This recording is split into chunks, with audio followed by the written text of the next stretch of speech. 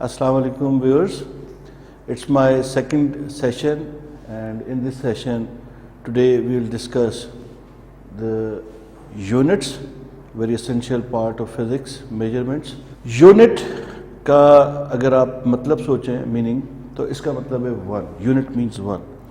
जैसे हम कहते हैं displacement covered per unit time, एक सेकंड में कितना डिस्प्लेसमेंट कवर हुआ.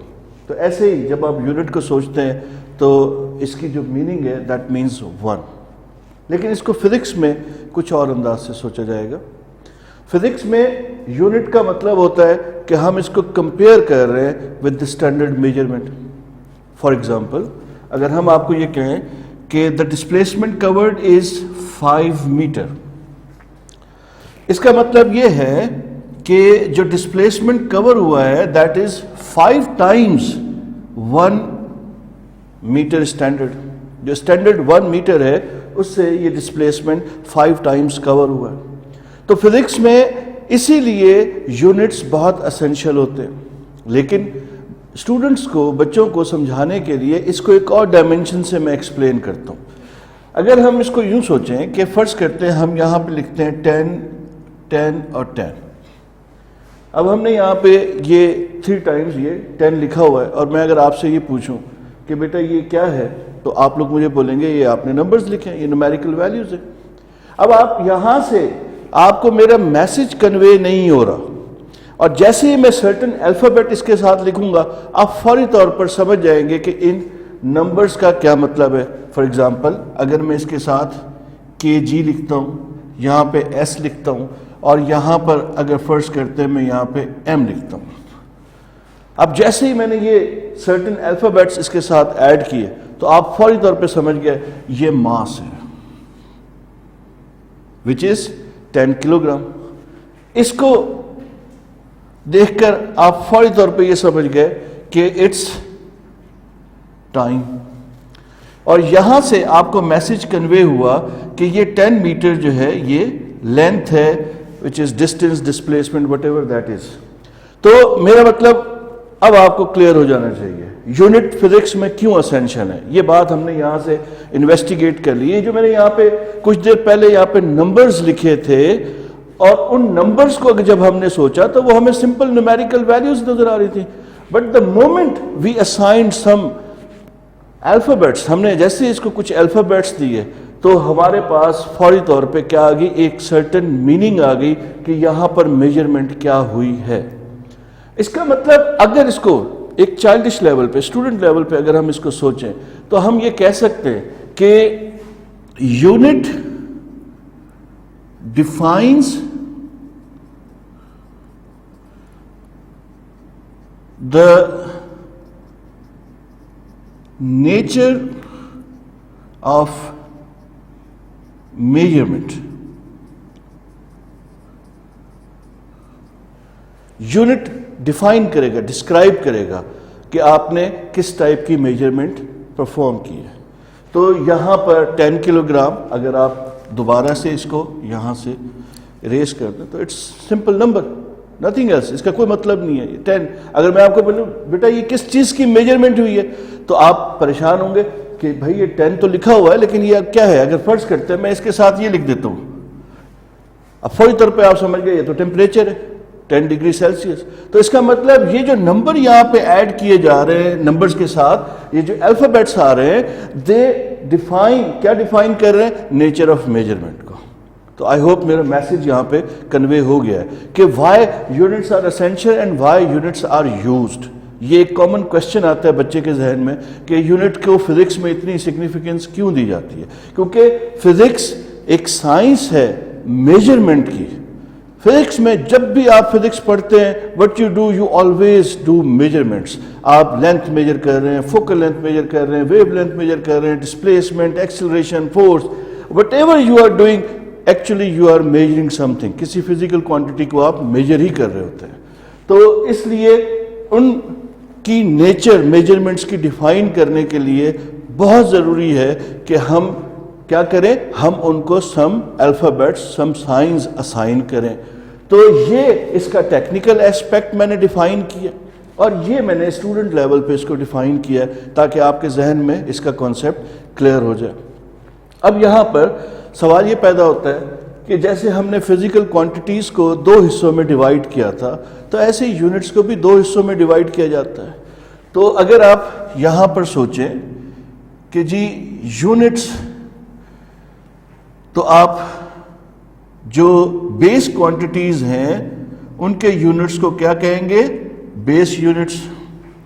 اور جو آپ کی ڈرائیوڈ کوانٹیٹیز ہیں ان کے یونٹس کو آپ ڈرائیوڈ یونٹس کہیں گے.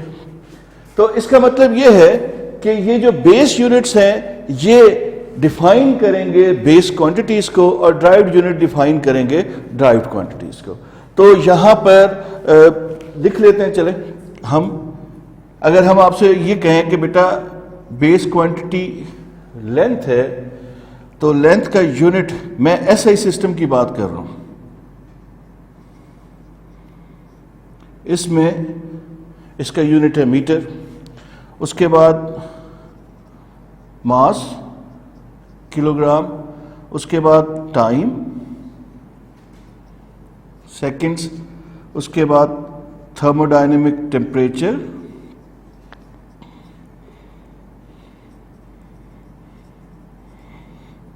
کیلون، اس کے بعد الیکٹرک کرنٹ،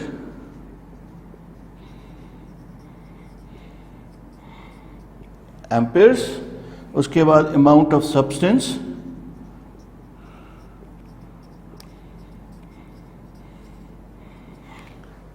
مول، لومینس انٹینسٹی،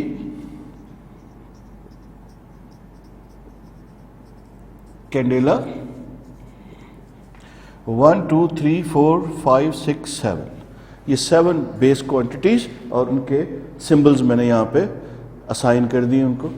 جو جنرلی ہم لوگ جس لیول پہ یہاں ڈیل کر رہے ہیں انٹرمیڈیٹ لیول پہ، تو نارملی ہم لومینس انٹینسٹی کو یوز نہیں کر رہے ہوتے، ہم لوگ اماؤنٹ آف سبسٹینس اور لینتھ کے درمیان یہ 6 کوانٹیٹیز کو یوز کرتے ہیں. اچھا، اب ڈرائیوڈ کوانٹیٹیز وی نو انفینائٹ نمبر ہے، اور ڈرائیوڈ کوانٹیٹیز کے جو یونٹس ہوں گے وہ بیس کوانٹیٹیز سے ڈرائیو ہو کے آئیں گے. ایگزامپل یہاں پہ سوچنے کی ضرورت ہے. اگر ہم ایگزامپل سوچیں تو سب سے بہترین ایگزامپل جو یہاں پہ ہم بچوں کو ہمیشہ یہ کہتے ہیں کہ آپ نے یاد رکھنا ہے وہ ہے F=ma سے ایک یونٹ ڈرائیو کریں گے. فورس کا SI یونٹ ہے نیوٹنز، ماس کا یونٹ ہے کلو گرام، ایکسلریشن از میٹر پر سیکنڈ اسکوائر. تو یہ ڈرائیوڈ یونٹ آ گیا، یہ SI بیس یونٹ بن گیا فورس کا. تو آپ کو فورس اور انرجی ان دو کے یونٹس ہمیشہ یاد رکھنے. یہ یونٹس آپ کو ڈائمنشنز میں بھی ہیلپ کریں گے اور یہاں پر بھی آپ کو ہیلپ کریں گے. فرض کرتے ہیں میں اگر آپ کو بولتا ہوں بیٹا جولز یعنی ورک ڈن کے یونٹس اگر ہم ڈیفائن کریں تو we know that work done is equals to FS.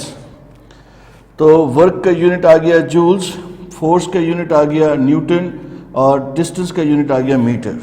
اور نیوٹن کس کے برابر ہے؟ Kilogram metre per second square into metre. یہ بن گیا kilogram metre square per second square. یہ ہمارے پاس جولز آ گیا، یہ ہمارے پاس فورس. یہ دو آپ کو ہمیشہ یاد رکھنا ہے، یہ آپ کو فنگر ٹپس پہ یاد ہونے چاہیے، نیوٹنز اور جولز. تو ہم ان یونٹس سے میتھمیٹیکل ایکویشنز کو چیک کرتے ہیں whether the equations are consistent or not، اور ساتھ میں ہمیں ان یونٹ سے یہ پتہ لگتا ہے کہ ہم نے کون سے سسٹم میں میجرمنٹس کی ہیں.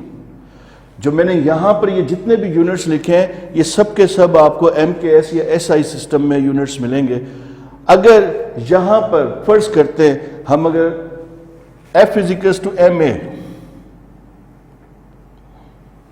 اگر ہم اس کو یوں سوچیں کہ یہ آپ کے پاس گرام ہے، یہ centimetre per second square, تو یہ کس کے ایکول ہوگا؟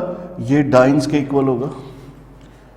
تو یہاں پر gram centimetre per second square سے ہمیں کیا پتہ لگ رہا ہے؟ ہمیں سسٹم آف میجرمنٹ پتہ لگ رہا ہے کہ یہ جی سی جی ایس سسٹم کے اندر میجرمنٹس کی گئی ہیں.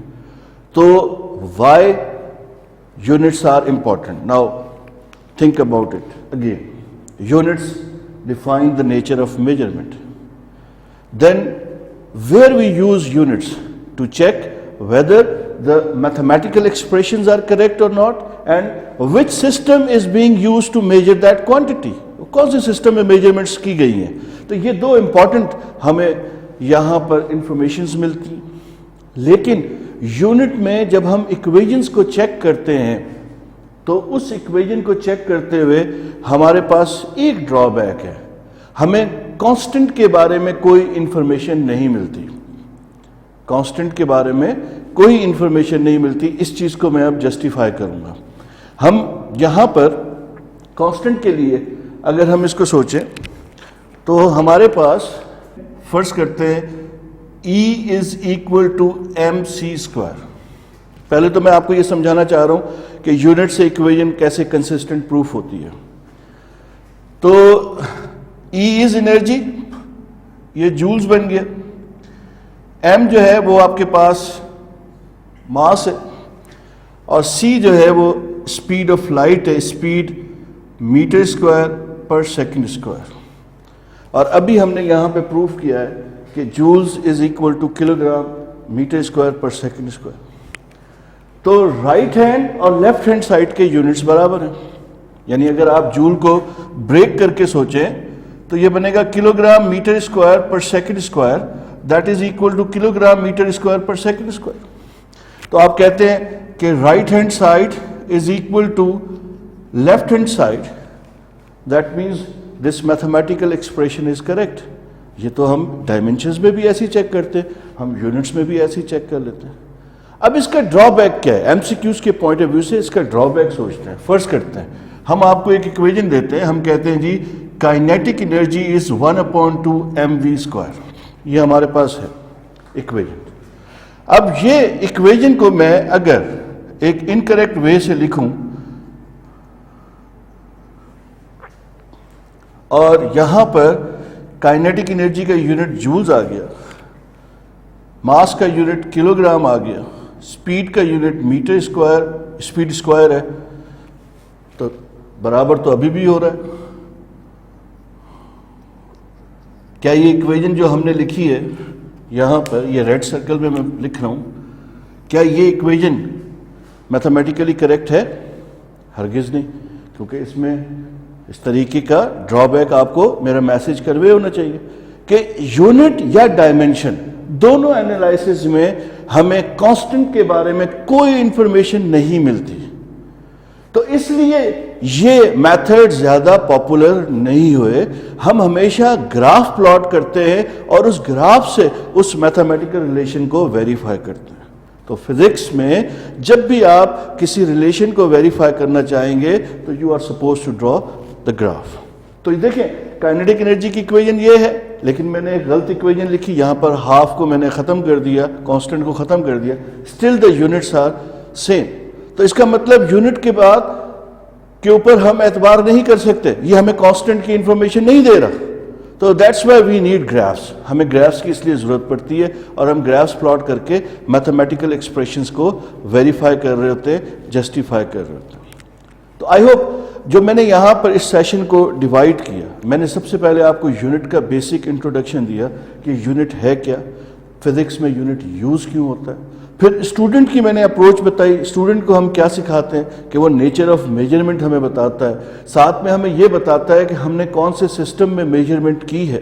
اور اس کے بعد ہم نے کچھ یونٹس یہاں پہ ڈرائیوڈ، اور بیس یونٹ کی ٹرم میں یونٹس یہاں پہ ہم نے کچھ ڈرائیو کیے.